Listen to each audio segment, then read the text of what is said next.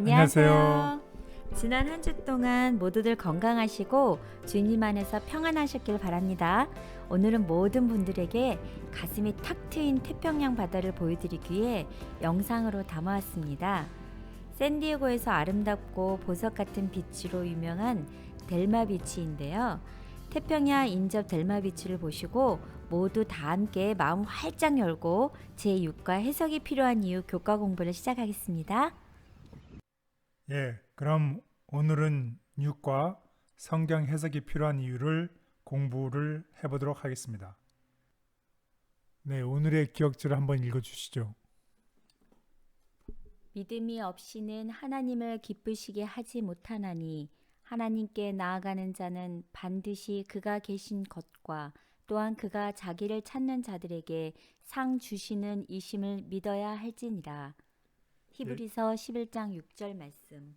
오늘 히브리서 11장 6절인데요. 여기에서 오늘 공부와 관련이 있는 키워드는 뭐라고 생각을 하시나요? 키워드요? 네네. 네, 매주 저에게 키워드를 물어보시는데 오늘은 잘 생각하면서 키워드를 맞춰보겠습니다. 믿음, 네. 하나님을 기쁘시게, 네. 하나님께 나아가는 자. 맞습니다. 오늘의 키워드는 하나님께 나가는 자는 믿음이 필요하다는 겁니다. 우리가 성경을 읽고 성경을 잘 해석해서 그렇게 하는 이유는 결국 하나님께 나가고 싶은 것입니다. 그래서 그런 마음으로 성경을 읽는 사람들에게는 무엇이 필요하다고요? 믿음. 믿음이 필요하다는 것입니다. 그것이 오늘 기억절이 되겠습니다. 오늘 공부의 개요입니다. 성경 해설을 어떻게 잘 해야 되는가. 첫날에는 전제들이라는 소 제목입니다. 전제들이라는 말은 우리가 가지고 있는 고정관념입니다.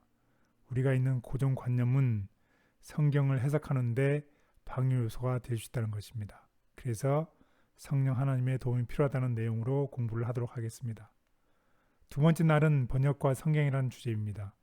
성경의 저자인 예수님께서는 제자들에게 직접 성경을 해석해 주셨는데 오늘날 우리들에게는 번역된 성경으로 우리가 성경을 해석한다는 내용으로 공부를 하도록 하겠습니다. 세 번째로는 성경과 문화라는 제목입니다. 성경을 해석하는 데 있어서는 배경이 되는 문화를 이해할 필요가 있다는 것을 공부하도록 하겠습니다. 그리고 네 번째 날은 죄로 타락한 본성입니다. 우리는 죄로 타락해 있는 의심과 교만이 있기 때문에 이러한 의심과 교만을 가지고서는 성경을 해석하는데 제한이 있다는 것입니다. 그리고 마지막으로 해석이 필요한 이유는 바로 우리의 구원과 직결되어 있기 때문에 성경을 올바르게 해석하는 것이 아주 중요함을 말하고 있습니다.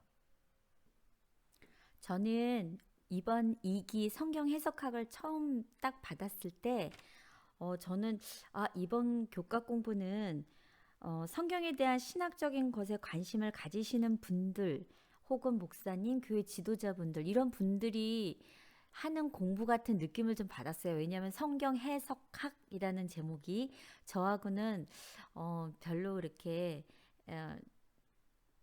연관이 없다는 생각을 했었거든요. 근데 성경을 정말 해석을 해야 될 필요가 있는지에 대한 이유를 정말 꼭 들어보고 싶습니다. 좋은 질문을 해주셔서 고맙습니다. 그럼 한번 우리 다 같이 그 필요를 한번 보도록 하겠습니다. 성경 해석에는 두 가지가 있을 수 있는데 하나는 옳은 해석입니다. 또 한 가지는 잘못된 해석이겠죠.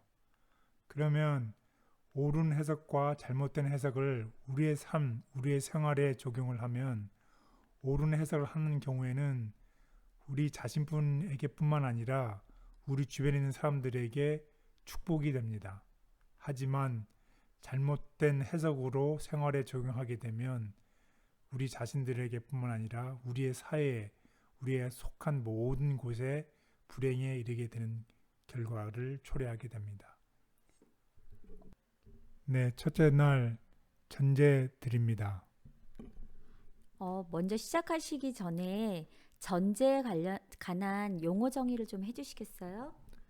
네, 전제란 우리가 가지고 있는 고정관념이라 보시면 되겠습니다. 네, 알겠습니다. 네, 그럼 기억절 한번 읽어주시죠.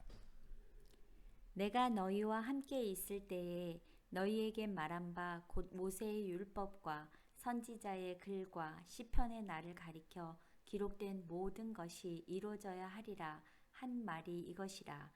이에 그들의 마음을 열어 성경을 깨닫게 하시고. 누가복음 24장 44절 45절 말씀. 네, 이 기억절을 보면 이 제자들이 성경의 말씀을 제대로 이해하지 못했을 때에 그들의 마음을 열어서 성경을 깨닫게 하셨습니다. 그 이유는 제자들이 가지고 있는 고정관념이 있었는데 그 고정관념 때문에 성경을 제대로 알지 못했기 때문에 성령 하나님께서 마음을 열게 하신 것입니다.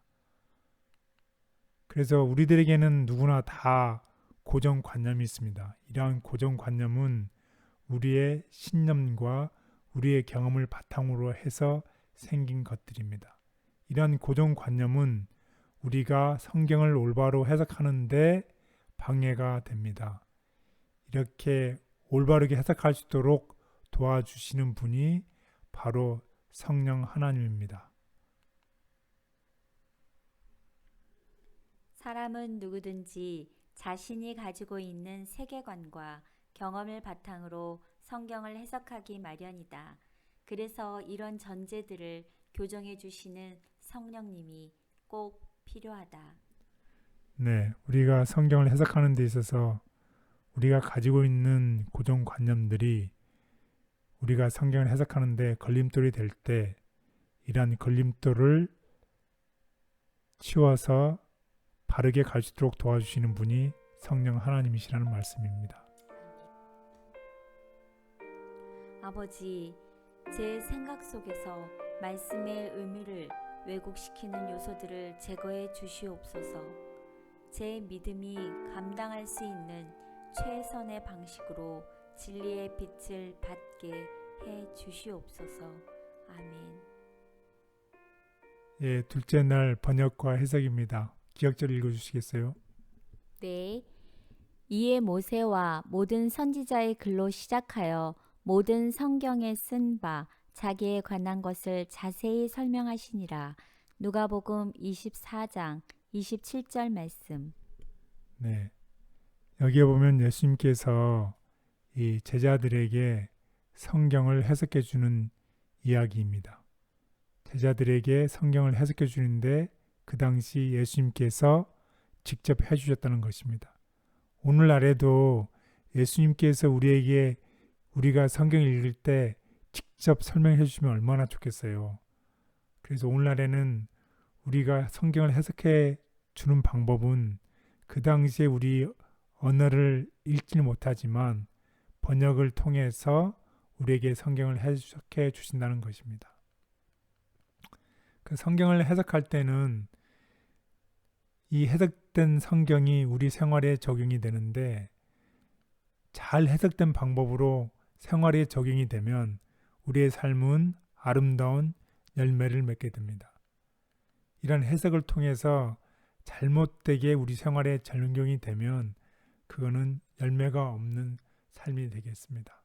따라서 우리는 우리 생활에 아름다운 열매를 맺게 해준 성경의 진리를 배포해야 될 필요가 있습니다.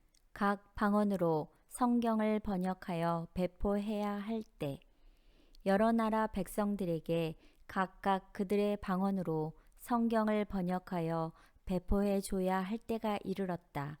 세상은 이제 한밤중이 지났다. 캄캄한 시간은 지나고 여러 나라에서는 여명의 빛이 밝아오고 있었다. 살아남는 이들 336.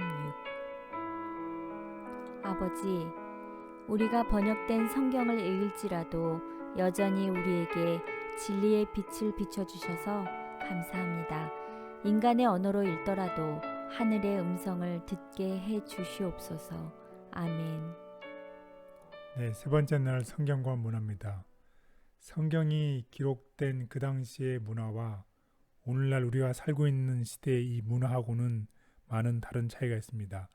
이것을 우리는 컬처 샥이라고 할 수 있는데, 이런 문화의 차이 때문에 겪는 어떤 경험들을 해보신 적이 있으신가요? 그럼요. 있죠. 제가 어, 한국에서 미국으로 이민을 왔는데 이민을 와서 이 미국 문화에 접하다 보니까 한국 문화와 미국 문화의 그 차이를 많이 느끼면서 살아가고 있습니다. 아, 네, 미국에 오셔서 문화의 차이를 느끼시다고 했는데 구체적으로 예를 들어주시면 고맙겠습니다. 네, 제가 미국 처음 와서 어느 날 이렇게 제가 공원을 걷는데 얼굴이 이렇게 마주치게 되는데 알지 못하는 미국 분들이 제게 하이, 헬로 인사를 하는 거예요. 그럴 때 제가 좀 많이 이렇게 어색했는데 지금 생각해 보니까 이것 또한 미국 문화의 한 부분임을 깨닫고 이해가 되니까 이제 저도 공원을 걷다가 먼저 눈이 마주치는 경우 어색하지 않게 그분들에게 하이 아니면 헬로 이렇게 인사를 하게 되었습니다. 네, 그렇게 문화를 이해하고 나니까 미국 생활하는 데 도움이 되었나요? 문화를 아니까 네, 도움이 많이 되죠.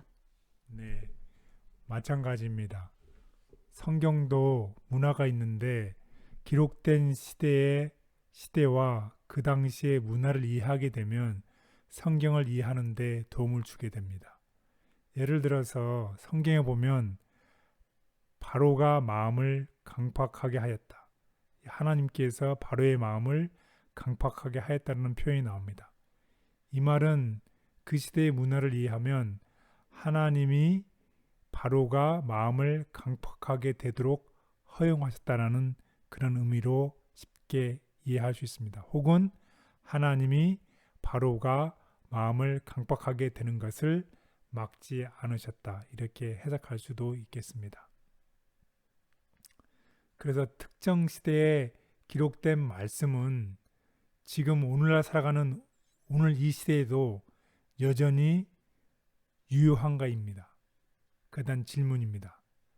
성경은 비록 오래전에 오늘날과 매우 다른 문화 속에서 기록이 되었을지라도 성경 안에 담고 있는 진리는 처음 그 기별의 대상에게 그랬던 것처럼 오늘날에게도 의미가 있다는 것입니다. 우리가 선포할 신앙은 계급과 지역을 초월함. 그러나 그리스도께서는 제자들에게 계급이나 지역을 초월한 믿음과 예배, 즉 모든 백성과 모든 민족과 모든 계층의 사람들이 받아들일 수 있는 믿음을 선포할 사명을 주셨다. 각 시대의 소망 819. 아버지, 고단한 인생을 살며 삶의 의미와 목적을 잃고 방황하는 영혼들에게 성경을 통하여 이정표를 제시해 주시니 감사합니다. 성경 말씀이 오늘도 제 삶을 인도하는 등불이 되기를 바랍니다. 아멘. 넷째 날 죄로 물들고 타락한 우리의 본성입니다. 하나님과 우리 사이에는 아름다운 관계가 유지되어 있었는데 죄로 말미암아 하나님과 우리 사이의 관계가 깨져버렸습니다. 마찬가지로 하나님의 말씀을 우리는 해석하는 능력이 있었는데 우리의 죄로 말미암아 곧 우리의 교만과 자기 자만과 또 우리 자신의 의심과 불신 때문에 하나님의 말씀을 해석하는 능력이 떨어져서 이러한 우리의 죄 때문에 우리가 진리에 이르지 못하는 지경에 이르게 되게 되었습니다. 인간의 본성은 죄로 인해서 타락하여서 성경을 해석할 때에도 교만 의심이 작용하기 쉽기 때문에 우리는 무엇보다도 성경을 해석할 때에 믿음과 순종의 자세가 필수적입니다. 오묘한 진리를 의심하지 말라. 죄가 세상에 들어온 것, 그리스도의 성육신, 중생, 부활, 그 외의 성경에 제시된 많은 주제들은 너무 심오해서 인간의 마음으로 이해되거나 완전히 깨달을 수 없는 오묘들이다. 그러나 하나님은 그것들이 그분의 특성에 속한 것이라는 충분한 증거를 성경을 통하여 우리에게 주셨다. 따라서 우리는 그분의 섭리에 속한 모든 오묘를 이해할 수 없다는 이유로 그분의 말씀을 의심해서는 안 된다. 교회 증언 5권 699. 아버지, 판결자의 자리에서 오염된 사고와 시선으로 말씀을 해석하는 우리의 무지와 교만을 용서해 주시옵소서. 우리의 생각을 정결케 하시고 우리로 하여금 겸손한 마음으로 말씀을 듣게 해 주시옵소서. 아멘. 네, 다섯째 날 올바른 해석이 중요한 이유. 기억절을 읽어주시죠. 네. 하나님의 율법책을 낭독하고 그 뜻을 해석하여 백성으로 그 낭독하는 것을 다 깨닫게 하매 백성이 율법의 말씀을 듣고 다 우는지라. 총독 느헤미야와 제사장 겸 학사 에스라와 백성을 가르치는 레위 사람들이 모든 백성에게 이르기를 오늘은 너희 하나님 여호와의 성일이니 슬퍼하지 말며 울지 말라 하고. 느헤미야 9장 8절 9절 말씀. 네, 감사합니다. 참 오늘 감동스러운 이야기가 나옵니다. 백성들이 하나님의 말씀을 읽고 또 듣고 올바르게 해석하는 것을 깨달았을 때에 백성들의 반응은 어땠습니까? 감동하여 울었다고 합니다. 예. 올바르게 해석된 성경을 듣거나 올바르게 해석된 성경을 깨달은 사람은 그 사람의 마음이 감동이 되어서 어떻게 한다는 것이죠? 울어요. 네, 맞습니다. 올바른 해석을 한 사람은 그것이 사람을 감동을 시키고 그 감동된 사람은 그 감동이 생활에 적용이 되고 생활에 적용이 돼서 그 사람의 삶이 바뀌고 바뀐 삶은 자신에게 축복이 될 뿐만 아니라 자기뿐만 아니라 자기 주변에 있는 모든 사람들에게 구원을 준다는 뜻입니다. 참 멋진 말씀이시네요. 네, 올바른 성경 해석은 올바른 신학과 또한 선교로 연결이 되기 때문에 그것은 개인의 구원뿐만 아니라 교회 전체, 사회 전체, 이 세계 전체의 건강을 위해서도 매우 중요한 것입니다. 아멘. 불신 사상을 가진 성경 해석자들. 성경을 해석함에 있어서 회의주의와 불신 사상을 나타내는 교회들이 많이 있다. 성경의 참된 사실과 진리를 의심하는 자들이 지나치게 많다. 인간의 추론과 인간의 추측들은 하나님의 말씀의 영감성을 약화시키며 당연한 것으로 받아들여져야 할 것이 신비주의의 구름에 들려 가려지고 있다. 가려 뽑은 기별 1권 15. 네, 감사합니다. 이제 요약을 하겠습니다. 첫 번째 요약은 성경을 번역하는 과정뿐만 아니라 그것을 읽는 행위에도 일종의 해석이 수반된다는 것입니다. 그리고 두 번째는 우리는 우리의 자신의 고정관념, 곧 자신의 세계관이라는 렌즈를 통해서 타락한 본성을 바탕으로 성경을 읽기 때문에 반드시 성령님의 지도가 없다면 올바른 해석에 이를 수 없다는 것입니다. 그리고 마지막으로 바른 성경 해석은 바른 신학뿐만 아니라 성교에도 이어집니다. 따라서 우리는 믿음과 순종의 자세로 성경을 읽고 해석할 필요가 있습니다. 우리가 공부하기 시작할 때 말씀드렸던 것처럼 하나님께 나가는 자, 성경을 읽고 바르게 해석해서 하나님께 나가는 자는 반드시 무엇이 필요한다고요?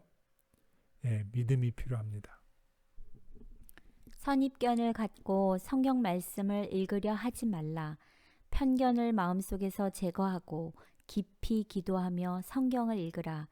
성경을 읽으면서 어떤 자각을 얻게 되거나 지금까지 가졌던 그대의 생각이 성경 말씀과 조화되지 않을 때에는 성경 말씀을 그대의 생각에 맞추려고 애쓰지 말고 그대의 생각을 성경 말씀에 맞추라. 과거에 믿고 실천해 왔던 것이 그대의 이해력을 지배하지 못하도록 하라. 마음의 눈을 열고 율법 가운데 있는 놀라운 것들을 찾아보라. 무엇이 기록되어 있는지를 발견하라. 그리하여 그대의 발을 영원한 반석 위에 세우라. 청년에게 보내는 기별 260. 제2기 성경 해석과 교과책을 처음 받아보셨을 때 여러분은 어떤 마음을 가지고 교과 공부를 해야겠다는 생각이 드셨나요? 성경 해석학은 성경에 대한 신학적인 것에 관심을 가지고 연구하는 신학 교수님 혹은 목사님, 교회 지도자분들이나 공부하는 것이지 혹시 나하고는 성경 해석학하고는 관련이 없지 라는 생각을 해보신 적이 있으신가요? 오늘 제6과 해석이 필요한 이유, 교과 공부는 혹시 그런 생각을 가질 수 있는 우리에게 분명한 결론을 깨우쳐 준 것 같습니다. 신학 연구자들이나 목사님, 교회 지도자뿐만 아니라 어린아이들로부터 노년에 이르기까지 모두 성경을 바르게 읽고 성경을 바르게 해석함으로 우리의 믿음이 자라고 구원에 이르는 지혜를 얻을 수 있음을 깨닫게 됩니다. 성령의 도우심으로 올바르게 성경을 잘 읽고 올바른 성경을 해석함으로 여러분과 제가 하나님의 사람으로 온전케 되어 교회에서나 가정에서 그리고 일터에서 선한 일을 함으로 매일 우리의 삶이 축복받고 하나님께 영광되기를 간절히 바랍니다. 아버지, 이 교회가 말씀으로부터 탄생하고 말씀으로부터 존재의 이유를 찾게 해주셔서 감사합니다. 우리가 여전히 말씀대로 살고 말씀대로 섬기며 말씀대로 세상의 빛을 가져가는 교회가 되게 해 주시옵소서. 아멘.